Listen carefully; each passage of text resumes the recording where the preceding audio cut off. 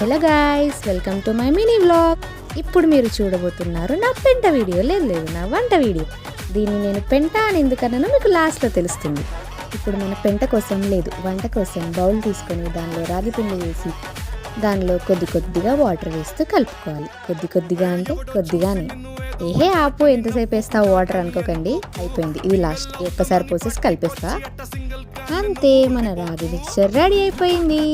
ఇప్పుడు మనం దీన్ని తీసుకొని స్టవ్ దగ్గరికి వెళ్ళిపోదాం. ఇప్పుడు ప్యాన్లో వాటర్ వేయండి, లేదు ఆయిల్ వేయండి. దానిలో మన రాగి మిక్చర్ని కూడా వేసేసేయండి. అంత కష్టపడి కలిపినప్పుడు మొత్తం వేసేయాలి కదా, వేస్ట్ చేయకూడదు. ఇప్పుడు దాన్ని రౌండ్గా ఆమ్లెట్ లాగా వేసేసుకోండి. అది వేసిన తర్వాత కాసేపు ఆగాలి. కానీ మనకు షుగర్ కదా, మనం ఆగము. సో ముందే తీసేద్దామని ట్రై చేసినాం. పాపం మంచి రూపురేఖలతో ఉంది, రూపం లేకుండా అయిపోయింది. అయినా మనం శాడిస్లం కదా, ఎందుకు ఆగుతాము?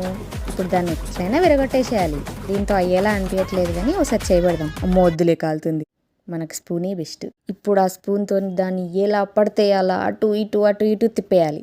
అంత కష్టపడి చేసినందుకు దాన్ని తినాలి కదా, తినాలంటే అది కాలాలి.